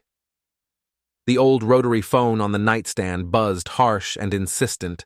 I stared at it for a few seconds before picking up. "Hello?" Static. Then a voice. My own voice. "You should leave." I slammed the receiver down so hard it rattled the lamp. My chest heaved. The heater clanked. The pipes groaned, but otherwise the room was silent. I told myself it was a crossed line, some CB bleed-through, maybe even a prank. I'd heard stranger things on the road. I tried to sleep again, but 20 minutes later, the phone rang a second time. Louder, more urgent. Against my better judgment, I picked it up. "Hello?" This time the voice was different. Male, rough, low. "We're watching you." I froze, gripping the phone until my knuckles whitened. "Who is this?" I demanded. The line crackled. Then, faint but clear, came the sound of tires screeching, a horn blaring, a crash of glass and metal. The noise was so vivid I yanked the phone away, certain a wreck had happened outside. But when I pulled back the curtain, the lot was empty. Snow drifted down in silence. I told myself I was overtired. That's the problem with driving long hours. You start to hallucinate. Shadows look like people. Radio static sounds like voices. I forced myself back into bed, determined to ignore the phone. At 3 a.m., it rang a third time. This time, I didn't answer, but the voice still came. Not through the receiver, from the room itself, from the walls, the vents, the rattling heater. My voice whispering words I couldn't quite catch. I clapped my hands over my ears, but it was inside my head now, coiling tighter with every heartbeat. I turned on the lamp, desperate for light, and that's when I noticed the nightstand. The phone wasn't plugged into the wall, and as the lamp flickered, the receiver lifted itself from the cradle, swinging slowly in the air like an invitation to answer. I stared at the phone swaying above the nightstand. The cord taut, though it wasn't plugged in. My heart hammered so loud I could hear blood rushing in my ears. Instinct screamed to get out, grab my boots, and leave the room behind. But stepping outside meant crossing a frozen parking lot in the dead of night, and I wasn't sure which was worse, staying or running. I forced myself to breathe slow, like I do when I'm white-knuckling a semi down an icy pass. Calm keeps you alive. Panic gets you killed. I reached out with a shaking hand and pushed the receiver back into place. The moment it touched the cradle, the room fell silent again. I told myself it was exhaustion. Long hauls make you see things. I'd once driven 20 hours straight and been convinced a billboard was waving at me. Hallucinations happen. That had to be it. Still, I couldn't shake the unease. I dug through my duffel and pulled out the little multi-tool I kept for truck repairs. It wasn't much, but the weight of it in my palm grounded me. I checked the locks again, even slid the dresser in front of the door. Then I killed the lamp, crawled into bed, and told myself to ride it out. Sleep didn't come. Every time my eyes shut, the heater clanked, the pipes groaned, and I swore I heard whispering threaded between the sounds. Sometimes it was my voice, sometimes it was strangers, always muffled, always just out of reach. At some point, the phone rang again, louder than before, so loud it rattled the lamp base. I didn't answer. I wasn't going to play along. But then another sound joined it. A diesel engine idling outside. My blood ran cold. I yanked the curtain aside. My rig sat where I'd parked it, exhaust spilling faint clouds into the snow. But I had the keys in my jeans pocket. I reached down, patting them just to be sure. They were there, which meant the engine shouldn't have been running. I hurried outside in just my shirt, breath steaming in the frigid air. The lot was still, no clerk, no other guests. My rig hummed, headlights flicking faintly. I climbed into the cab, heart pounding, and turned the ignition. Dead, not even a click. Yet the engine continued to idle, smooth and steady. Then the CB radio crackled. "Breaker, breaker, you shouldn't have stopped here." My throat tightened. The voice was mine. I slammed the door, stumbling back into the snow. The engine sputtered once, then died, leaving the lot in crushing silence. I didn't go back to the cab. I couldn't. Instead, I rushed into the motel room, locking the door and shoving the dresser back against it. My chest heaved, lungs burning with cold. That's when the phone rang again. I screamed, grabbed the receiver, and shouted, "What do you want from me?" The line hissed, then filled with sound, horns blaring, metal crunching, glass shattering. The same wreck I'd heard earlier. Only now I could hear voices, too. Men yelling, a woman crying, the chaos of disaster. And under it all, faint but clear, came my own voice whispering, "You never made it here." The line went dead. My knees buckled. I sank onto the bed, gripping the receiver so hard the plastic creaked. My chest felt tight, my pulse racing. Outside, the snow fell thicker, muffling the world into silence. Then the phone rang again, except this time it wasn't in my hand. It was under the bed, and as I leaned down, the ringing cut off, and a voice whispered from the darkness beneath the frame, "Mind if I check in?" The whisper under the bed froze me in place. I didn't want to move, didn't want to look, but the silence that followed was worse than the voice itself. I forced myself down onto my knees, lamp tilted to cast light into the shadows. Empty. Just dust, forgotten socks, and a tangle of springs. No phone, no wires, nothing. But as soon as I exhaled, the ringing started again. This time from the bathroom. I stumbled back, lamp shaking. As the rotary phone sat perched neatly on the sink, cord dangling into the drain. My pulse thundered. I wanted to smash it, to silence it once and for all, but before I could, the receiver lifted on its own and dropped against the tile. The crash never came. Instead, it swung like a pendulum, clicking softly against porcelain. "Stop it!" I shouted, voice cracking. The line hissed, then filled with a sound I recognized too well. The whine of air brakes. My rigs. The horn blared next, long and mournful. Then the screech of tires. Then silence. I gripped the sink, knuckles white, and whispered, "Why me?" The reply came instantly. My own voice layered over itself a dozen times. "Because you're still on the road." The lights flickered, the heater groaned, and I realized the walls of the motel weren't solid anymore. They rippled like I was staring through heat waves on asphalt. The wallpaper patterns twisted into endless lines of highway. For a moment I thought I could see headlights racing toward me in the distance. I staggered back into the room, clutching my multi-tool like it mattered. The floor shifted under my boots, not carpet, but blacktop. The bed tilted, transforming into the cab of my truck, and I smelled diesel thick in the air. My body swayed like I was moving 60 miles an hour. The lamp beside the bed became a streetlight whipping past. The curtains flapped like torn tarps. The motel was gone. I was back on the highway. I gripped an invisible wheel, muscles tightening, eyes straining against a blizzard that hadn't been there seconds before. My chest constricted with a terror I couldn't rationalize. Then, just as suddenly, I was back in the motel again, sprawled on the bed, heart pounding. The phone rang once more. I didn't answer.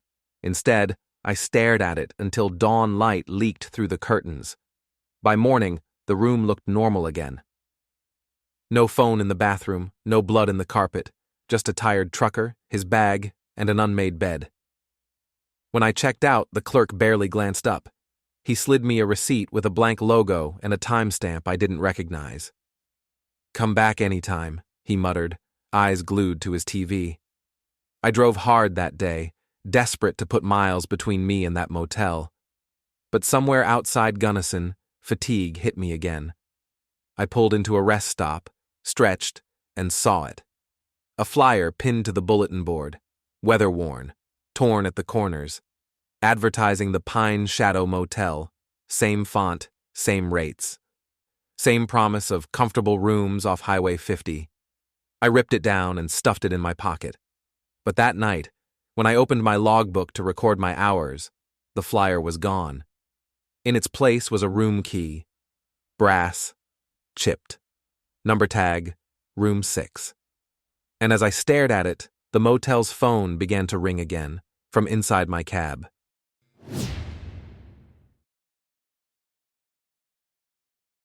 I volunteer with the Forest Service, mostly trail maintenance. It's not glamorous, but I love it. A lot of people don't realize how much effort goes into keeping the backcountry usable, clearing brush, checking for erosion, repainting the blazes on trees so hikers don't wander off and get lost. It's quiet work, physical, honest. And it feels good knowing you left a path a little safer than you found it. One section I worked on that summer was deep in the Rockies, a steep switchback trail that wound through lodgepole pines and up toward an old fire lookout. The markers there were old, faded rectangles of red paint on the bark. My job was to freshen them up, scrape the surface, apply a new coat, move on. Nothing complicated. The first day went smooth enough. The air was thin, the sun bright, and my pack was heavy with paint cans. I worked methodically, tree to tree, leaving behind neat crimson squares that caught the eye. By late afternoon, I was almost finished with the first mile. That's when I noticed something strange. A marker I'd painted maybe 30 minutes earlier wasn't where I'd left it. Not exactly. The paint was still wet, dripping, but the shape had changed. Instead of a neat rectangle, it looked like 3 jagged lines scratched into the bark. Almost like a symbol. I stared at it, brush in hand. I thought maybe the bark had flaked or I'd smeared it by accident. I repainted the square and moved on.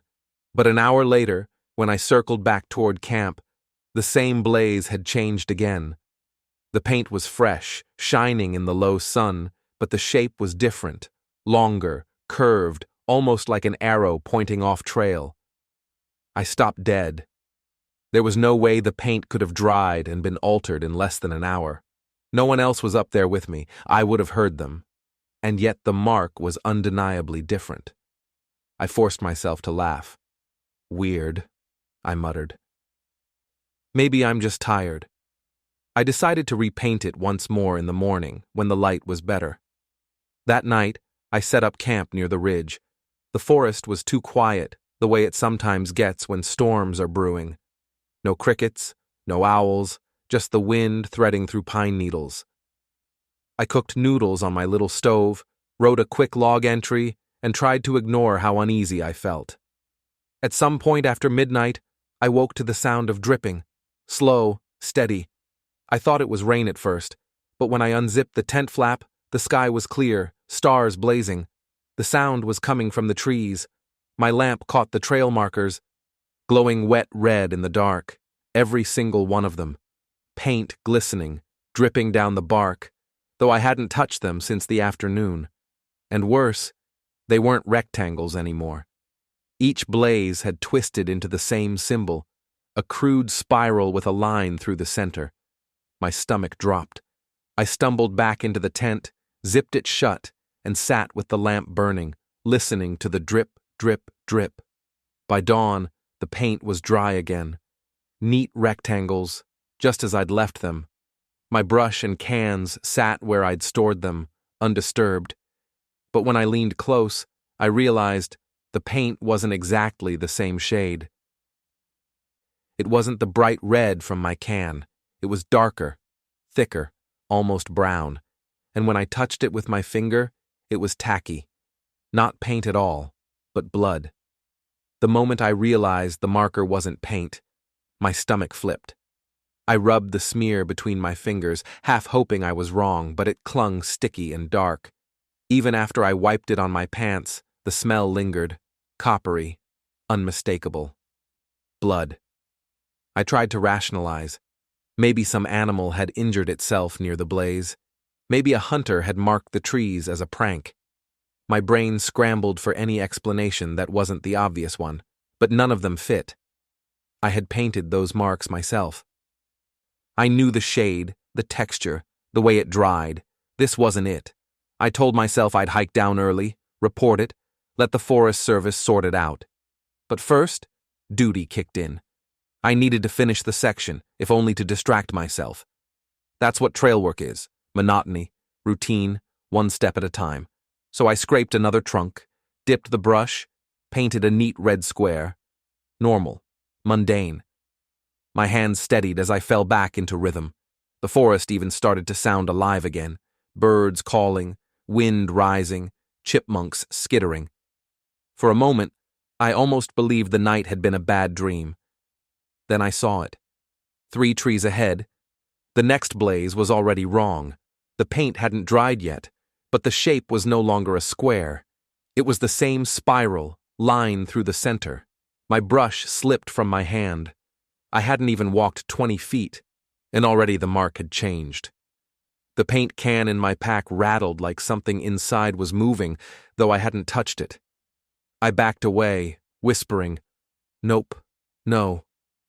Not today." I decided right then to leave. Forget the job. Forget the logbook.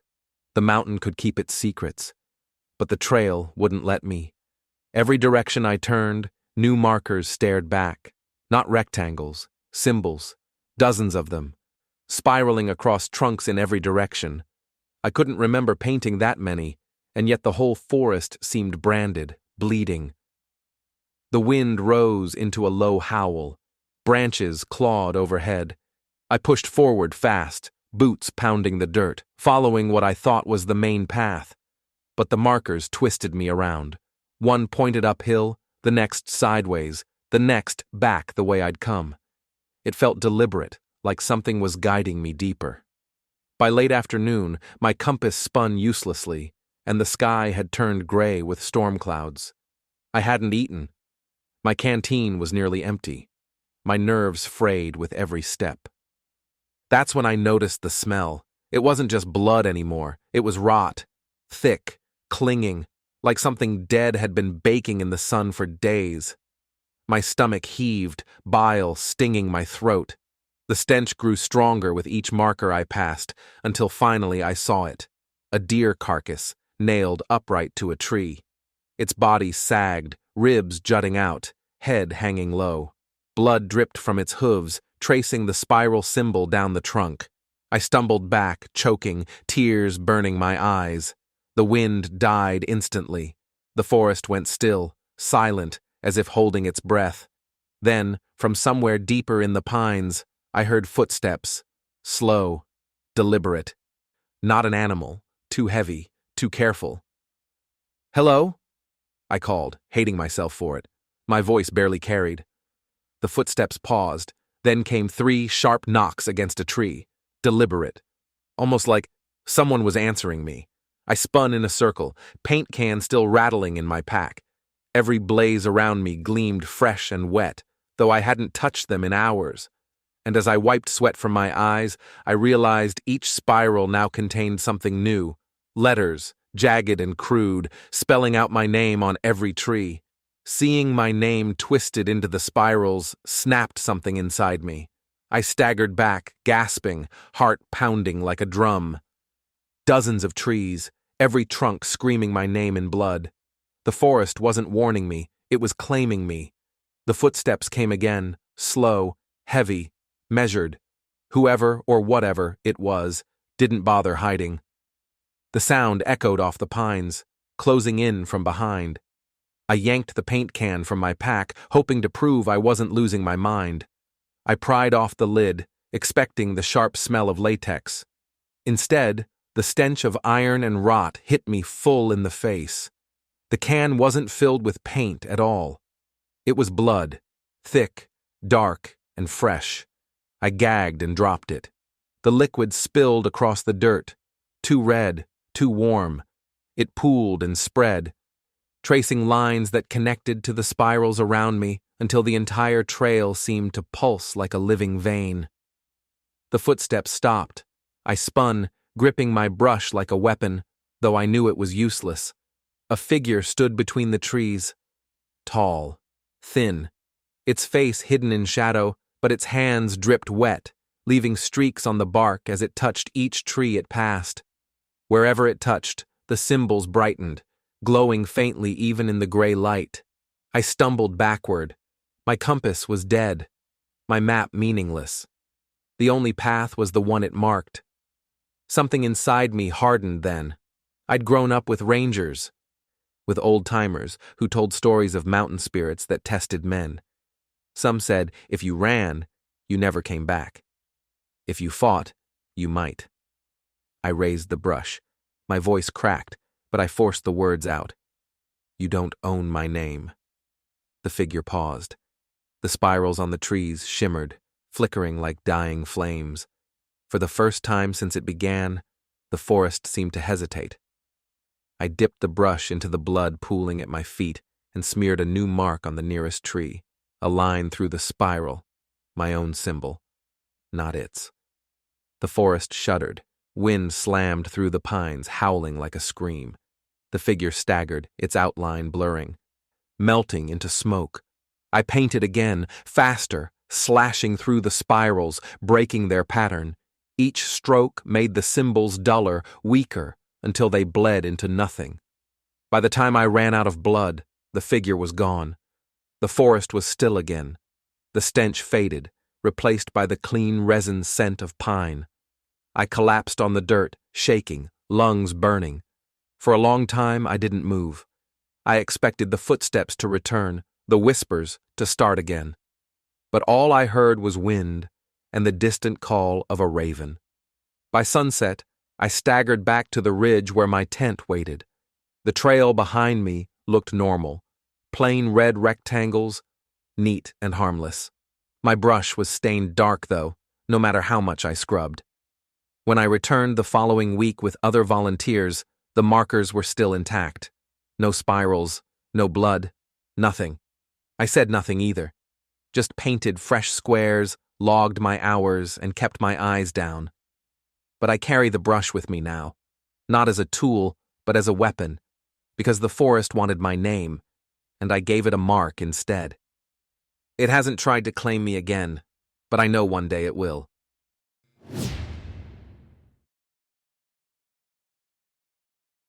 I'm not much of a skier, but I've always loved mountain towns. Something about the mix of wood smoke, cold air, and neon signs glowing against snow makes me feel alive. So when my friends invited me on a winter trip to the Rockies, I said yes, right away. The plan was simple. Rent a rustic lodge for the weekend, drink too much, maybe hit a few beginner slopes, and mostly just escape the grind of our jobs. The invitation had come from a flyer, believe it or not. One of my friends found it tucked under his windshield in Denver. It advertised, Timberline Lodge, authentic mountain retreat, group rates available. The price was suspiciously low, but we figured it was some off-the-grid family place that hadn't bothered with online listings. The directions were vague, but we weren't picky. There were 5 of us crammed into 2 cars. Me, my college roommate Ryan, his girlfriend, and a couple they knew. The drive wound higher and higher, switchback slicing into the mountainside. Snow fell in thick sheets, headlights catching flakes that looked more like ash than ice. We expected to find a busy ski village at the end, but instead the road narrowed into forest. No signs, no gas stations, no cabins with strings of Christmas lights, just the woods pressing closer. I started to feel uneasy, but Ryan swore we were following the flyer exactly. Then, through the trees, we saw it. A glow. Not the scattered light of a town, but a steady amber shine, flickering like lanterns. The road widened just enough for us to pull into a clearing, and there it was, Timberline Lodge. It looked perfect, almost too perfect. 3 stories of dark timber and stone, snow piled neatly along the roof, smoke curling from the chimney. Windows glowed with warm light. A hand-carved sign hung above the door, though the lettering was warped with age. The strangest part? None of us had ever heard of it before. Ryan's girlfriend even Googled the name on her phone, but with no service, the search spun endlessly. We laughed it off and carried our bags inside. The lodge smelled like cedar and pine sap. The lobby was lined with hunting trophies, elk antlers, a wolf's head, even a mountain lion frozen in a snarl. The fireplace blazed, though we hadn't seen anyone stoking it. The receptionist's desk was empty, but a brass key ring lay waiting, 5 keys labeled with room numbers. We explored the place like kids in a haunted house. The halls stretched longer than they should have. Carpets muffled our steps, though they looked threadbare. Each of us found a room that seemed prepared just for us. Fresh sheets, folded blankets, even glasses of water on the nightstands.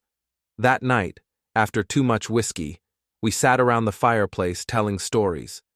The wind howled outside, but the flames roared higher, almost unnaturally bright. I kept glancing at the shadows cast on the walls.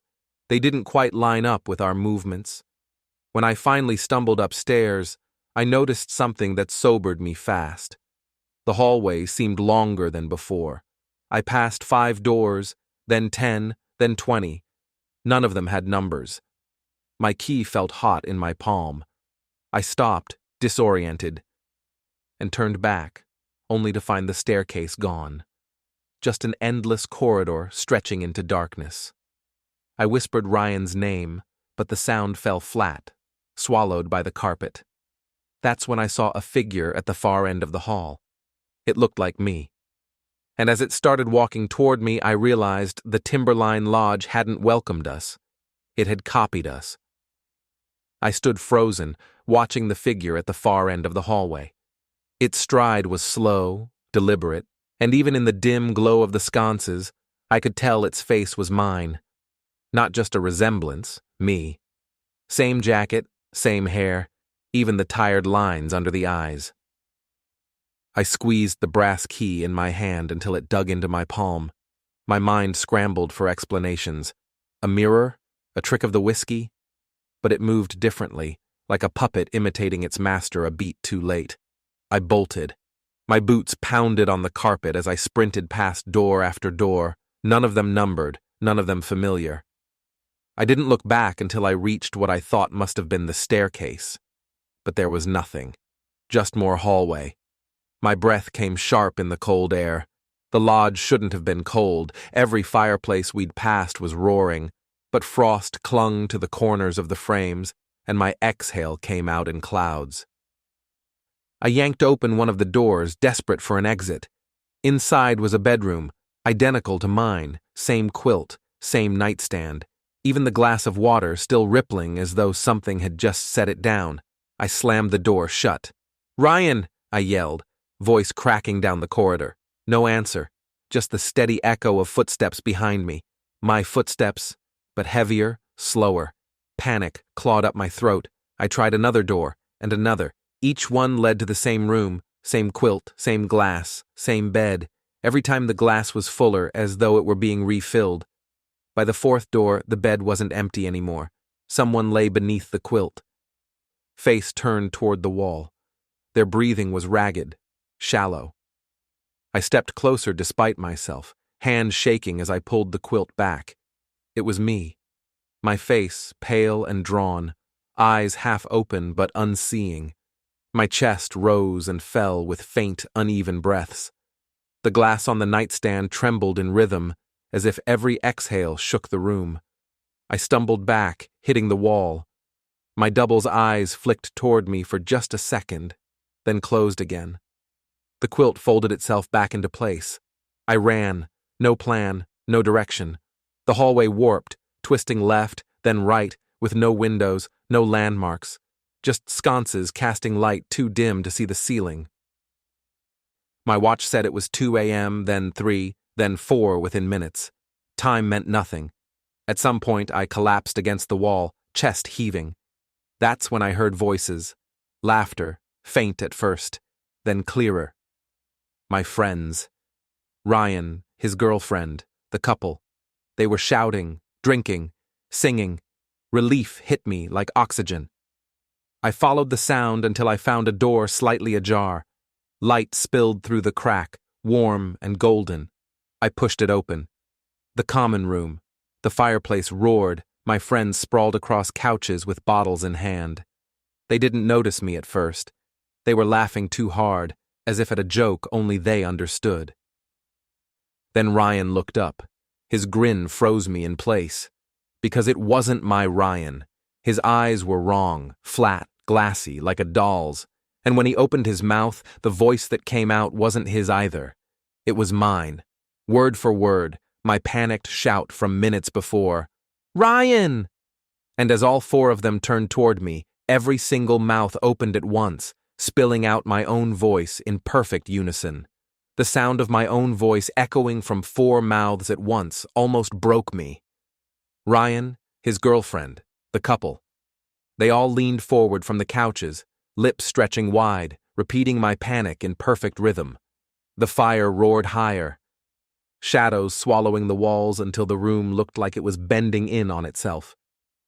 I backed away, clutching the brass key like a weapon. My voice kept spilling from their throats, overlapping, louder each time. Ryan, Ryan, Ryan! I wanted to cover my ears, but I couldn't let them out of sight. Then, as suddenly as it started, the sound cut off. The lodge fell silent. My friends, or whatever wore their faces, sat frozen, grins plastered, eyes glassy. Stop it, I whispered. Just stop. The Ryan thing tilted its head. Its mouth moved again, but this time it wasn't my voice. It was my uncle's. He'd been dead 5 years, but I knew that voice. Gravelly, tired, unmistakable. Leave the key, it said, and you can go. The key in my hand burned hot, searing my skin. My instinct screamed to drop it, to run. But another thought clawed up from somewhere deeper. What if the key was the only way out? I bolted for the door. Behind me, the sound started again. My friends laughing, my uncle's voice calling, all layered over one another. The knob turned easily. I flung the door open, expecting cold night air. Instead, another hallway stretched out. Carpet, sconces, identical to the one I'd been trapped in before. I ran anyway. Doors blurred past me, each one opening as I passed to reveal the same room. The quilt, the glass, the pale figure in the bed. Every version of me looked worse than the last. Hollow eyes, sunken cheeks, lips whispering words I couldn't hear.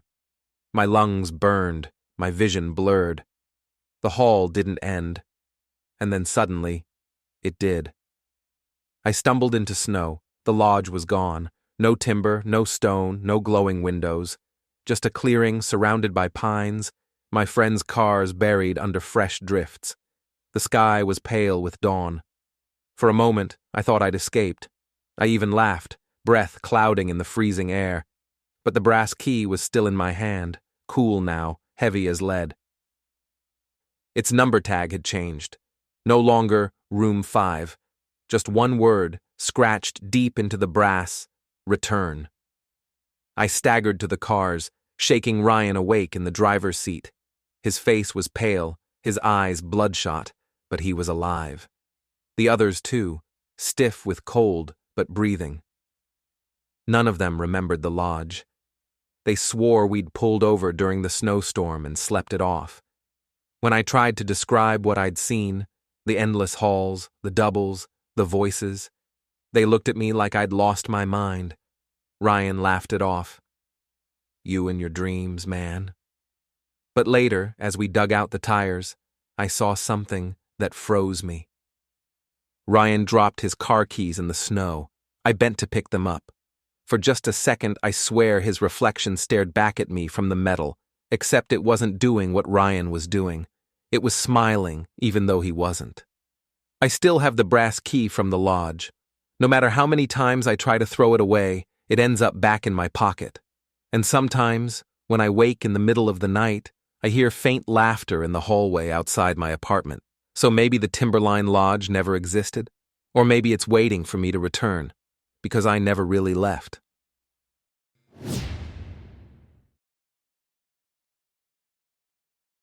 I worked maintenance in the old mining tunnels the state had turned into a tourist attraction. On paper, it was a good gig. Steady pay, benefits, quiet nights. Most days I checked the lights, replaced wiring, and made sure the support beams weren't rotting. The tourists came through in the mornings for guided tours, marveling at the rusted tracks and carts, snapping photos beside the mannequins dressed like 19th century miners. By evening, the place emptied out, and it was just me, the tunnels, and a lot of silence.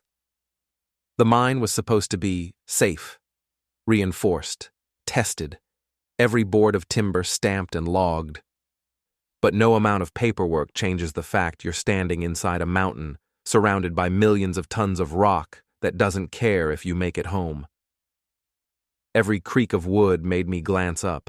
Every drift of dust felt like the start of a cave-in. I told myself it was just nerves, that every maintenance worker went through it at first. Still, I hated the quiet hours. Without tourists or guides, the mine didn't feel like a museum anymore. It felt like what it was, a grave. Hundreds of men had died in those shafts, back when it was still active. Gas pockets, collapses, fires that ate oxygen until lungs shriveled. Sometimes, I imagined them still down there, waiting in the dark. One night, my supervisor asked me to stay late and finish checks on the lower tunnels. The area wasn't open to tourists yet, still under reinforcement. I grabbed my lamp and tool bag and headed down alone. The deeper tunnels smelled different, damp, metallic, like old coins left to rust. My boots echoed against the stone, and each step seemed swallowed faster than it should have been. Halfway through, I stopped to tighten a bracket on the support beams. That's when I heard it. A faint tapping. Not from my wrench. From farther inside the tunnel, 3 sharp strikes, evenly spaced. I froze, listening hard. My radio stayed silent. No one else was scheduled down there. For a moment I thought maybe a rock had fallen from the ceiling. But then it came again. Tap, tap, tap. It sounded like someone hammering. I called out, "Hello? Anyone down there?" And my voice bounced back, shredded into nonsense by the stone. No reply. I tightened the bracket faster than necessary and moved on, pretending not to notice how my hands shook. But the tapping followed. Always 3 strikes, always just ahead of me. I told myself it was an echo, sound carrying strangely through the tunnels. But echoes fade. This sounded fresh each time, like someone was moving just out of sight, working the stone as if the mine were still alive. When I reached the end of the maintenance corridor, the tapping stopped. Relief flooded me. I turned back toward the stairs, then froze. The tapping had started again, only this time it wasn't ahead of me, it was behind me. I spun, lamp shaking, light spilling across rusted tracks and timbers. Empty. My radio hissed static, then cut off sharply, like something had pressed the button on the other end. That's when I smelled it. Sulfur, sharp and choking. A smell every miner learns to fear. Mine gas. Invisible. Deadly. I yanked my scarf over my mouth. Heart pounding. But the detectors on the wall weren't blinking. No alarm sounded. The smell was there, heavy and suffocating, yet the instruments claimed the air was clean. I backed toward the exit, pulse hammering, when I heard a new sound layered under the tapping. Voices. Low, ragged, dozens of them, rising and falling together like a chant. And in the glow of my lamp, I saw handprints smeared in coal dust, appearing fresh on the tunnel walls, though no one was there to leave them. I staggered back from the coal-smudged handprints, my lamp beam quivering across the tunnel walls. The prints were fresh, damp, black dust still flaking at the edges. I reached out before I could stop myself. The surface was cold, gritty, and my fingers came back coated in dust. There was no mistaking it. Someone, or something, had just touched that wall. The chant grew louder, though I couldn't make out words. It was layered, like voices echoing from different depths of the mine, all joining into a rhythm that reminded me of men working picks against stone. My rational brain scrambled for explanations. Maybe sound was carrying from outside, though I knew we were miles underground. Maybe the wind was funneling through cracks, though no breeze touched my face. The sulfur smell thickened, sharp enough to sting my throat. I checked the gas monitor again. Nothing. Its little green light blinked steady, mocking me. Either the detector was broken or something was pumping air into the tunnel that didn't belong to this century. I pulled my radio, thumb hovering over the call button. "This is maintenance post C. Anyone on this channel?" Static answered. Then, faintly, a single word. "Here." I froze. "Who is this?" The voice came again, cracked and strained, like rock grinding. "Here. With you." The radio died, screen going dark. I forced myself to keep moving, lamp raised. My training drilled into me. Never panic, never run, conserve oxygen, track your exits. I tried to breathe slow, though every inhale tasted like burning matches.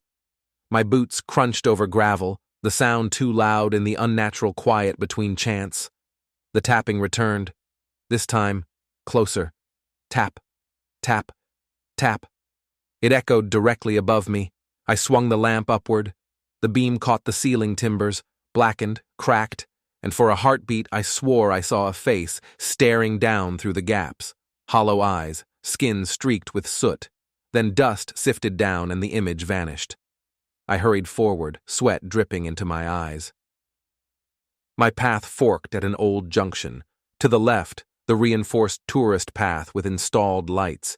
To the right, an older shaft, half collapsed, closed, stenciled in faded red across a plank. The chanting was louder from the right. Every survival instinct screamed at me to go left, back toward safety, but my legs betrayed me. I found myself stepping into the forbidden shaft as though something behind the chanting had hooked me like a fish.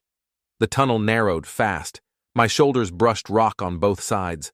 The lamp threw twisted shadows across beams slick with condensation. The sulfur smell gave way to another odor now, rot, wet, and cloying. Like meat left too long in the sun. I gagged, pulling my scarf tighter. Then I saw them. Figures. Dozens, maybe more, standing deeper in the tunnel. Their bodies were outlines of dust and shadow, their eyes two faint coals each. They didn't move, but the chanting poured from them in unison, vibrating the walls, shaking the timbers. My knees weakened. My mind scrambled for prayers I hadn't said in years. I fumbled for the flare gun in my pack, hands slick with sweat. The moment I gripped it, the chanting stopped. The silence that followed was worse than the noise. Then, in one voice, all the figures spoke together. "You're late." The timbers above groaned, a sound like the mountain exhaling. Dust cascaded down, filling the air in choking waves.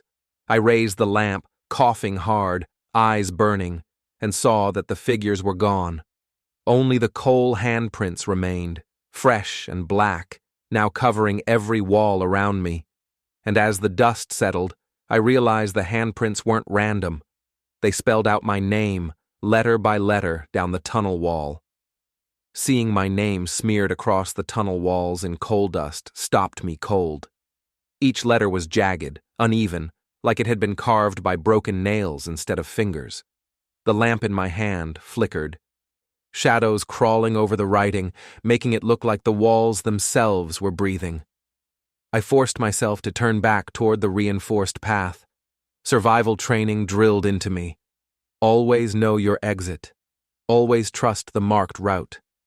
But when I raised the lamp, the junction was gone, just solid stone. The tunnel behind me had sealed itself. The voices started again, not chanting this time, whispering. Hundreds of whispers, slithering over one another, spilling from cracks in the stone. They said my name over and over, each syllable grinding like gravel. My chest tightened. The air was heavier now, hard to breathe. My gas monitor blinked green still, but my lungs screamed otherwise. Every inhale burned like fire. My flashlight beam caught specks drifting in the air, coal dust, thick enough to choke me if I panicked.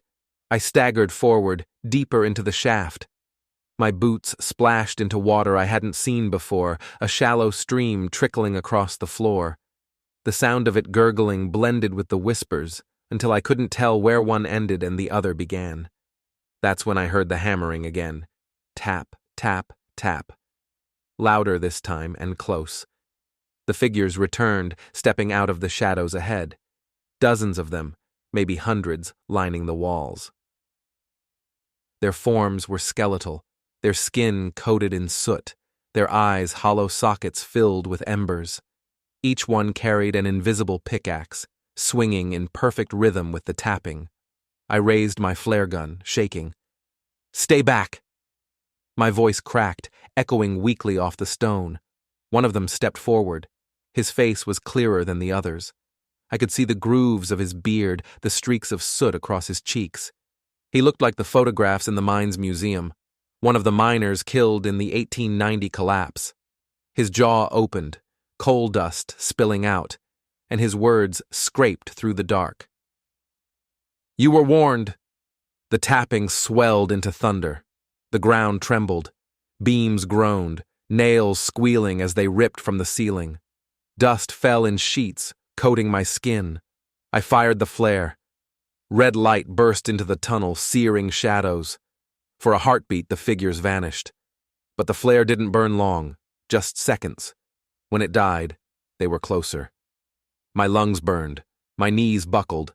I tried to crawl back, but hands shot from the walls, coal-black, skeletal fingers curling around my arms, my ankles, my throat. They weren't flesh. They were stone and dust and death, dragging me down. The ceiling split. A roar like thunder filled the shaft. I had just enough time to scream before the tunnel collapsed. When I woke, it was daylight. I was outside, lying on gravel near the entrance. My lamp and pack were gone. My radio was shattered beside me. I coughed black dust from my lungs until blood followed. Rescue teams found me hours later. They told me I was lucky, that the collapse had sealed the lower shaft completely. If I'd been a few feet farther in, they said, I'd have been crushed with the rest. I didn't tell them the truth. That I hadn't walked out. That the miners had dragged me here, not to save me, but to leave me as a warning. My lungs never recovered. Every breath feels shallow, ragged. Doctors call it scarring, but I know better. The mine marked me. It took something from me down there. And some nights, when the air is still, I hear the tapping again inside my chest. 3 sharp strikes, as if the mountain is waiting to finish the job. Thank you for listening to tonight's story. If it chilled you, don't forget to like and subscribe. I share new horrors every day, so come back tomorrow for the next one. And in the meantime, check the comments and see where your fellow listeners are keeping the lights on tonight.